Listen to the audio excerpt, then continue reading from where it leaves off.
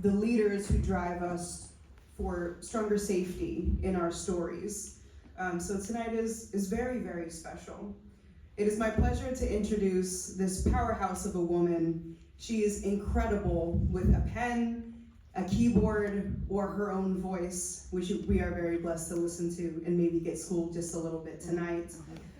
Most of her recent praises come from the reformatory or whenever she breathes loud enough on Twitter for us to hear, which will absolutely followed with roaring applause. So please welcome our keynote speaker for this evening, Professor Tananarive Due.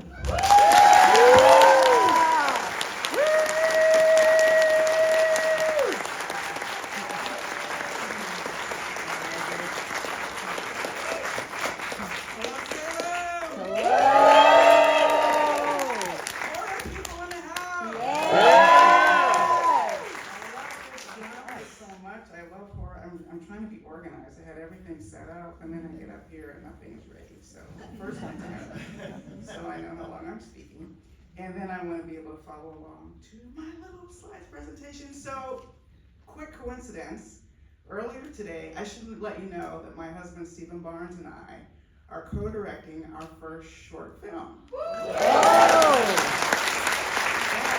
an adaptation of our own IP, a graphic novel called The Keeper, which started as a feature script that we adapted to a graphic novel, and now we're adapting it to a short film. And we were interviewing crew today, and she was very excited because she's like, "Oh, I'm gonna be working on a movie about Salem." I'm like, "I'm in Salem." So I don't know. It feels like it's the right, person. I don't know. In any case, I love this topic, the horror within. I should say, my name is Tananarive Due. I have been writing horror and publishing horror since 1995, so I'm pretty old. And I'm really glad to still be here, both literally and also the fact that horror has blossomed, I'd say, in so many ways since I started publishing, that I can come and address this group, and honestly, the reformatory is selling better than anything I have ever written. So I'm very excited. People like you and people telling their friends. I mean, Sinners came out, and people like, if you like Sinners, you might also like, oh my God, what's going on? So this is great, and I'm really just excited about this moment for us as a horror community, as much as I am generally dismayed by almost everything else, if that makes sense. Right? Like, it's back to that very familiar feeling I remember from, 2016, 2017, when all the time it was, oh my God, we're gonna die, and then what a time to be alive. And it's like those two things back and forth is exactly how I'm feeling, especially with Sinners opening and getting so much excitement around horror, and specifically Black horror, and specifically eras in history that are actively being erased, or efforts are underway to actively erase from the American consciousness. So art is more important than ever, and I think horror is more important than ever. So I'm really, this is all just a long way of saying I'm very happy to be here, and thank you so much for this wonderful invitation. Oh, this is easy. I see what time it is. I can time it perfectly. So, I love the topic, the horror within. It's one I've addressed in many forms, whether it's about aging and illness, which is something I like to write about because it's not discussed enough, or pandemics, or the monster within, which is really great. That was a theme of my short story, The Lake, which is in my first short story collection called Ghost Summer. And it was also my first television adaptation that my husband and I co-wrote with Shudder's horror noir anthology film, which most people have never heard of, but maybe you horror people have heard of it. A lot of people heard of the documentary, but then the anthology film, not so. If you're hearing about it for the first time, don't be shy. Tony Todd was in one of our episodes.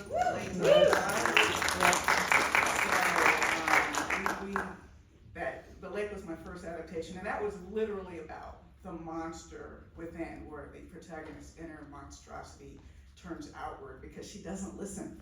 How many things in horror happen just because people don't listen? True. So I think as we look over the moments of our lives that we are least proud of, You know, I was just writing a scene like this in my work in progress where an older woman character is looking back on her biggest regrets, the things she wishes she could undo. I'm a little bit of a monster in all of us. You know, sometimes we just don't know better.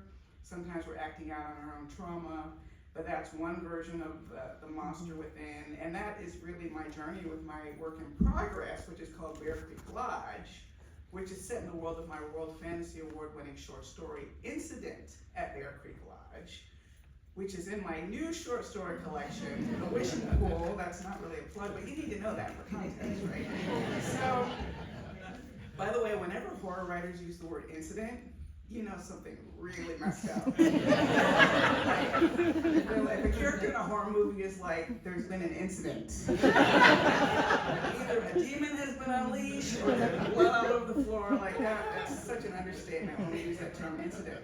But even in the short story version of Incident at Bear Creek Lodge, the horror of an unidentifiable creature pales alongside the true life horror of a child's visit with his abusive grandmother, and the discrimination in Hollywood that dimmed her light and helped bring out her monstrosity. But for the most of my keynote tonight, I would like to talk to you about my last novel, which is The Reformatory. This is my subtle cue to the booth. Oh, good timing. Yeah. Okay, which is not only about the horror in a haunted reformatory or in the community that relies upon it to sustain it economically, but I really intended it to feel like a microcosm of the remnants of Jim Crow that are still alive today, and the mass incarceration that has grown so much worse than in 1950, which is when my novel takes place. So in many ways, systemic horror is the worst horror of all, because it can be so largely invisible by those who benefit from that system, and absolutely pitiless to those people who are captured and imprisoned by it. That'll be my cue for the next slide.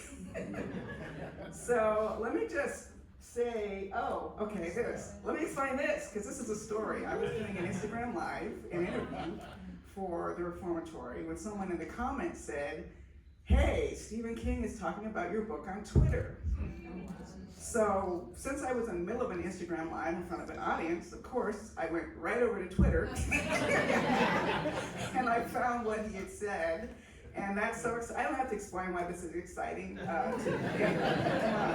Uncle Steve, but it's so exciting, and very thrilled. And he also talked about it on PBS, and it's just an indication of the impact this book has had that has really just even surprised me. Okay, that's okay for the next slide.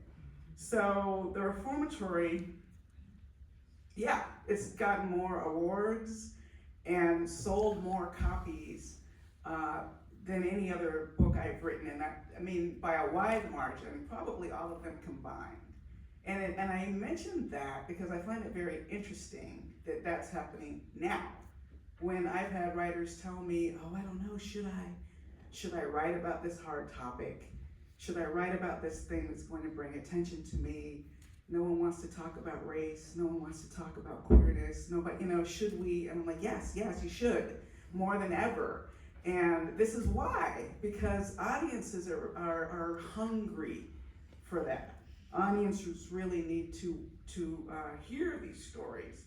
And like the Ryan Coogler blockbuster Sinners, which I hope you've seen. Yes. Sinners.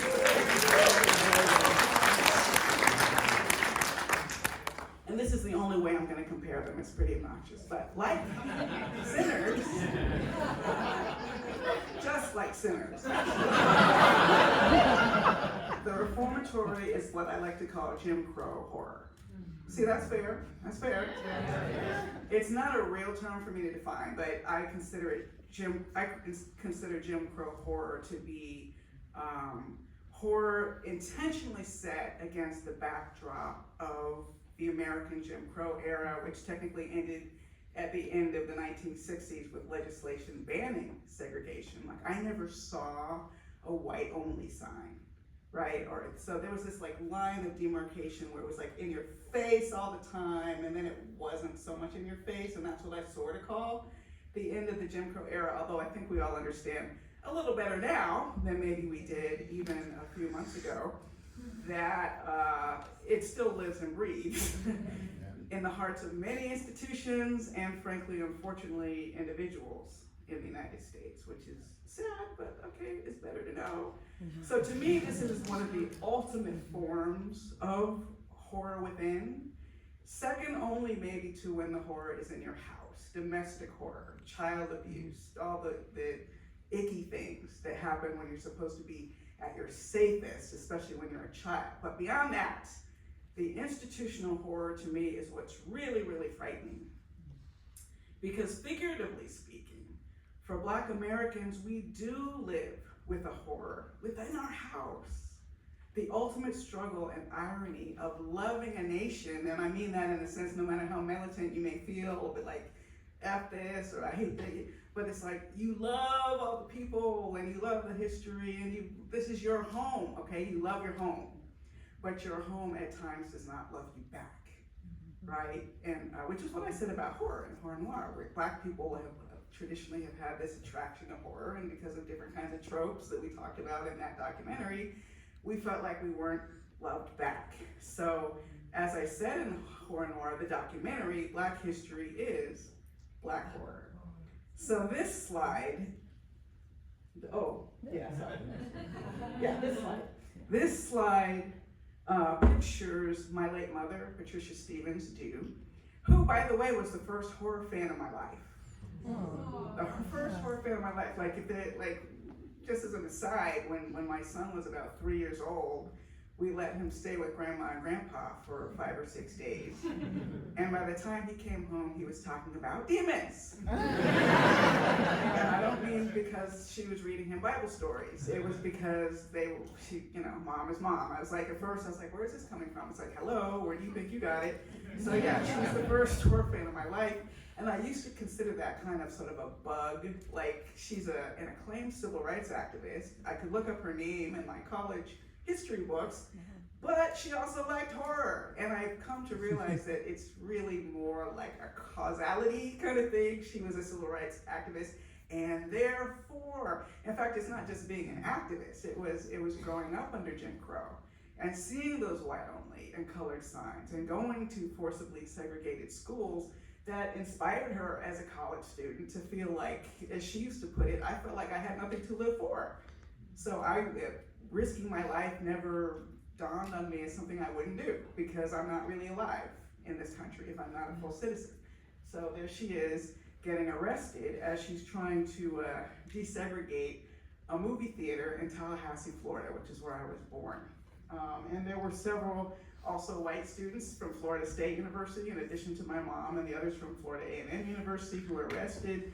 And I'll note that she's wearing these dark glasses you see, because when she was tear gassed as a 20-year-old college student, she had a lifelong sensitivity to light and would wear those sunglasses 80% of the time, even indoors, to the point where they're on display at the Florida Archives, at least they were, in Tallahassee, Florida. So that's all to say that this is a kind of a symbol of the trauma, is the sunglasses. And a lot of other little symbols that I don't have time to go into, but that was the woman who introduced me to the genre of horror. She loved those creature features, those movies, that's what we mostly watched. We went all the way up through the 80s together and 90s together. And after she passed away, a few months after she passed away, back in 2013, I heard from the Florida State Attorney's Office, ironically, Pam Bondi's office, although it wasn't her, but it was her office, a very empathetic guy in her office who called to let me know that my mother had an uncle named Robert Stevens, who was believed to be among an unknown number of children buried at the Dozier School for Boys in Marianna, Florida. Now, I had never heard of the Dozier School for Boys, since I have learned way more than I want to know about the Dozier School for Boys, but it was a horrific institution that was operating between about 1900, shut it down in 2011. 2011. And so many children, I mean, they did take people up to age 21 because you weren't considered an adult back in the day until you were 21. So for a certain amount of time, that was like age 5 up to 21, like huge span. Don't be a football star, they'll keep you longer. They got paid for every every prisoner. See, they use the word school. It's an op though. It wasn't, I mean, yeah, they had classrooms, but that was not a school. It was a concentration camp, and it was a work camp. You know, they picked the corn for the county. They would get leased out to farmers nearby. I mean, they were literally enslaved at this children's work camp where so many of them died that it had its own cemetery, everybody called Boot Hill. And the next slide is what the Dozier School for Boys looks like now. It's interesting, this was right after a hurricane. And the hurricane kind of brought out some of the truer characteristics of what the place really was like as opposed to the way it presented, because it had this sprawling campus and these brick buildings, and it looked so respectable. They used to march in the Christmas parade, and like I said, they played football against other schools, but inside, that's what it was really looking like. In fact, there are rumors that it actually was haunted. So I was called to the Dozier School. My dad is, next slide please, my dad is still alive, he's 90.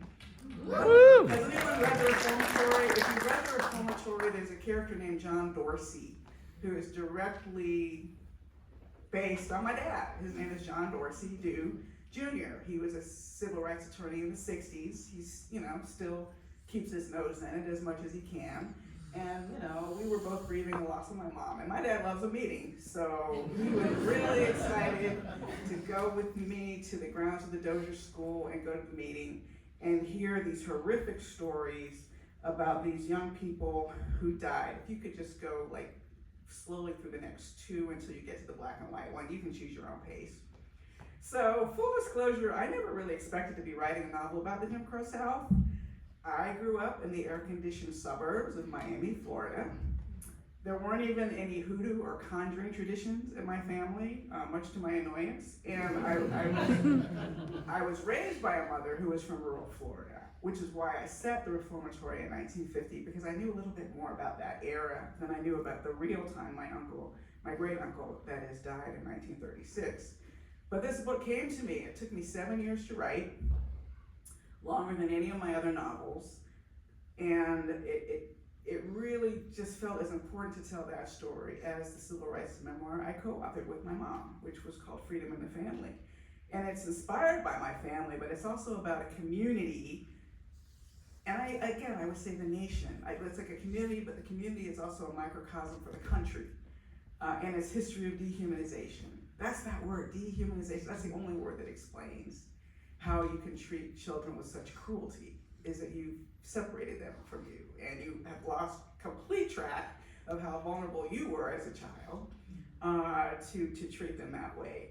But yeah, so we got this call, we went to Mariana, there were exhumations beginning by, let me go to the slide since this is the one that's here. Photographs were incredibly helpful to me in terms of uncovering that horror within. And history is a version of the horror within. It is the horror within the fabric of the creation, the horror that, you know, where the blood is seeped so much into the soil. One of the lines in my book is that the late mother wondered why it didn't come up through your toes. When you walk barefoot, there's so much blood soaking that soil.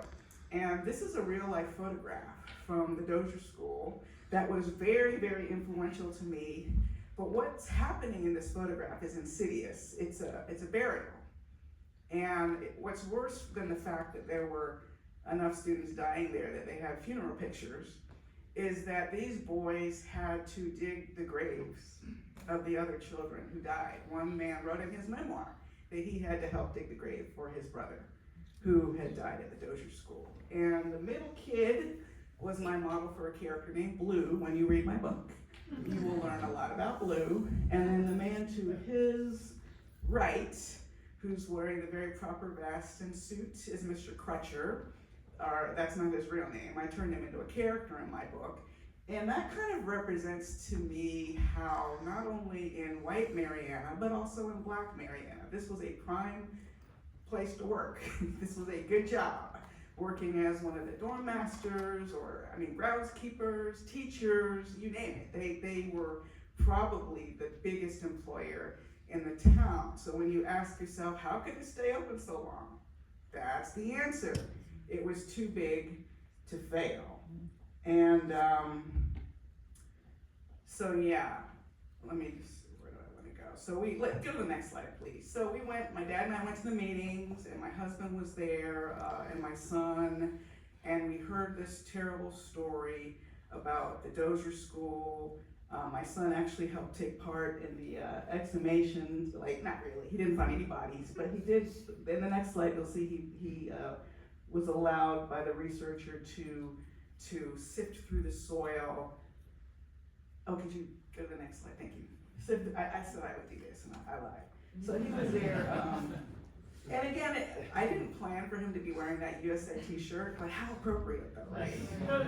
Honestly, it's like, I hope I didn't traumatize him, thinking back on it. Yeah, we're just gonna go and see if we can find any bodies of children who might have been murdered here. That's what he got real serious. We thought he would just want to be there for a minute, but he got really, really serious. And I met these former prisoners, black and white, because it was a segregated facility, who told me stories of bloody beatings and a whipping shed called the White House, and they were suffering this lifelong trauma. And I thought, the next slide is one of the dorms in the Dozier School, how it looks now. And the next slide is a work wagon. I'm not lying about the fact that they put these kids to work. So yeah, here they are being shipped out to do their farm work, as is what you do with your children in a so-called civilized society. So the question for me became, how do I tell this story? The next slide, I'll do my real thing. This is a memorial, by the way, that they just put up last year. The governor of Florida, whose name I won't even mention here, actually released funds for reparations for survivors of the Dozier School, which to me just tells you how heinous it was. If you can get that governor to give reparations, they know they're getting off easy. Easy, okay? So it's like, how do you tell this story? That was the thing that I really kind of struggled with in the beginning, because I had done a nonfiction book with my mother, which was so hard, by the way. Has anyone ever done a book with their mother or father? Bless her, she was the driving engine, and what she said went, which was one of the reasons it was so hard for me, because there were some stories I wanted to get in there and I couldn't, and I had sworn never again for nonfiction. But I thought about it for just a minute, because it was a real life story. I had a real life great uncle who had died there, and I could do all that research, but honestly, all that research and work just to get to that ending did not seem like the move for me. So then I thought, and I talked to Gilbert King, who's a Pulitzer Prize winning writer. I met him at the Key West Literary Festival, and he wrote a book called Devil in the Grove, which was one of the books I used for research. It's also set in the 1950s in Florida. It is, if you have the stomach for real life horror, Devil in the Grove, the title says it all. He said someone asked him, why won't you write about the Dozier School? And he said, oh no, you can only write about that as a novel. So independently, we were coming to the same decision before we ever met. This was the kind of story that was so horrific that only a horror novel would suit it, which makes sense, you need to lighten it. Unfortunately, writing it as a horror lightens it up. And in the way that, and here's another similarity with Sinners, it's a stretch, but bear with me. Without the vampires in Sinners, what is that movie? If you've seen it, don't say it out loud, because some of you haven't seen it. But let's say there were no vampires in Sinners. What that movie is about is an episode from history that would not be fun to watch, right? It would be very similar to Tulsa. It would be very similar to Rosewood, which, yes, they did do a movie about Rosewood, and they created a lot of heroism, but still, my mother and I tried to visit Rosewood when we were researching our book, and there was nothing. It's just gone. Just completely erased, gone. So without the fantasy element in Sinners, what you have is something that would really re-traumatize audiences who are aware of that history, who've lived that history. Even in Horror Noir, the documentary we made, once I was at a screening, and there's this flash of a lynching photo, which I keep forgetting to give my students content warnings about, because it always shocks me when I see it. And I was doing a panel once, and someone in the audience said, "Oh, that's my family in that picture." And I think that we forget that when we look at these old, because A, they're not that old, and B, they're real people grinning and pointing up at the hanging bodies. Those are real people. And those were real families that were destroyed when their loved one was wrested away from them in the middle of the night. So Sinners without the vampires, I'm just gonna tell you, is not the fun, uplifting time that you wanna see 2 or 3 times, right? And that was kind of the thing that I wanted to find for the reformatory is how do you make it palatable? How do you make it so people can stand it even, right? And that's where you enter ghosts. Now, I am not sensitive to ghosts, I don't think. I've had some situations, incidents perhaps, but dream, like a dream where was it a dream or wasn't it a dream? That's not really that definitive. A piece of jewelry that would land the same place every time I pat by the 3rd time, I'm like, oh my God, is that you, psychic lady who just died? And I don't know. So I've never had like anything like a good ghost experience. Maybe I'll get lucky here, but I've given up at this point. But I knew that if I wrote about a haunted reformatory, adding ghosts would give me a really, really important element, which is that fantasy element, although no offense, ghosts are real. Of course, we all know ghosts are real, but let's call it fantasy. So that there's this sort of shift. You think it's gonna be, and they're scary. Of course it's scary to be in a haunted reformatory, and it's scary to see ghosts, but the real monsters in the reformatory are human. That part isn't different from real life. They absolutely are human. And my character does call them haints. Hey, there's a 3rd thing that the reformatory has in common with Sinners, haints. But by using that, I could remove the story even from the wings of my own family history and make it something larger and more epic and more meaningful, because it's about our power to create hope out of horror. And I think that's what we are all oddly drawn to. That's why horror people are so nice. Yes. Horror people are so empathetic. I have a podcast called Life Writing Right for Your Life. It's on Apple Podcasts. And one of our guests was Joe Hill, and he talked about how horror is about empathy, right? And I think that's really, really true, because every time we watch a horror movie or read a book, we literally have to put ourselves in the place of that protagonist, or we can't experience the horror. If we're up here, so what? Die. I don't care. But if we're like behind their eyes, every creak is making us jump. So that is part of the power of horror to create hope, and that is really what I wanted to do with the reformatory. And the last part of it is that it has a child protagonist. And I won't need the slides anymore, so don't feel like you're on standby. We can stay on this one. I've written a lot of child protagonists, and I love child protagonists, but I think this is my first novel, solo novel anyway, written from the point of view of children. So there's 12-year-old Robbie, who is the one who's in the reformatory. I guess I forgot to tell y'all what the book is about. So, well, you get the idea. He goes to the reformatory. It's unfair, of course, that he gets sentenced there for 6 months. So the story is partially his story and his adventures dealing with the haints and the human monsters inside the reformatory, while his 17-year-old sister Gloria is trying to work the system to get him out of the reformatory. And therein is my second monster in this story, which is bureaucracy and the system, because everyone is just doing their job.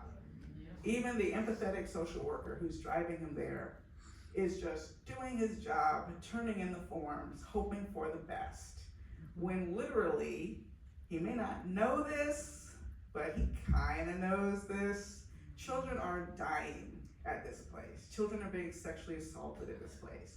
And this was something else that the ghosts were able to accomplish for me, is that I didn't have to subject myself or my readers to a constant flow of violence against children, page after page after page. There's a little, okay? It's not necessarily easy to read, but the ghosts are my way of paying homage to the real lives that were lost there.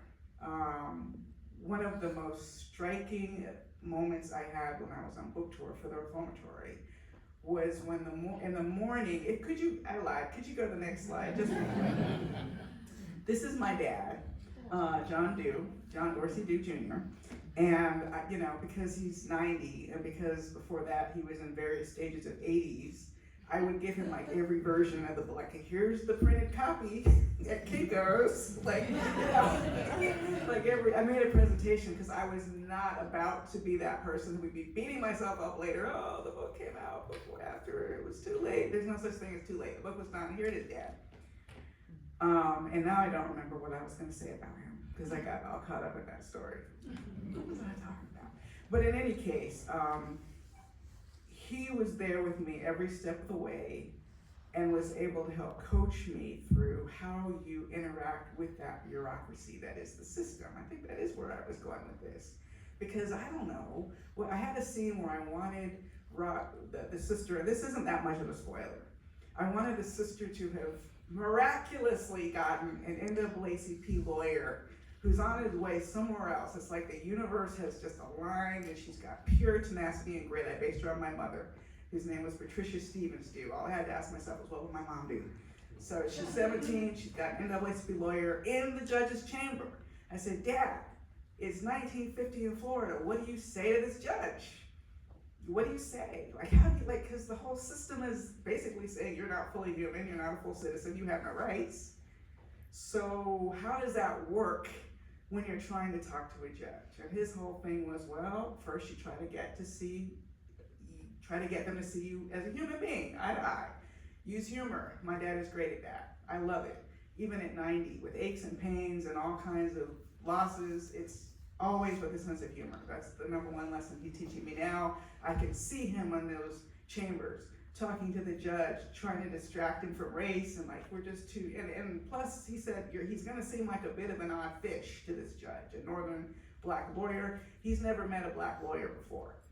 So that's gonna make him exotic. And I used everything my dad said. I used it. He even calls him Attorney Dorsey. My characters almost fell out of their chairs to hear the judge call him Attorney Dorsey when in the Jim Crow South you just gal or uncle or boy. So my dad was able to give me a lot of great advice on how to tell this story and trying to navigate that monster that is the system, that is the real villain in the reformatory. Because even the sociopathic warden, who wears the face of the villain? But I hope it's clear from reading the reformatory that what happens in this novel and what happened at the real life Dozier School for Boys is not about one person being depraved or one person being a sociopath. I mean, if only it were that easy. The real monster was always the system. The real monster was always bureaucracy. And the real monster was always the horror within. Thank you very much.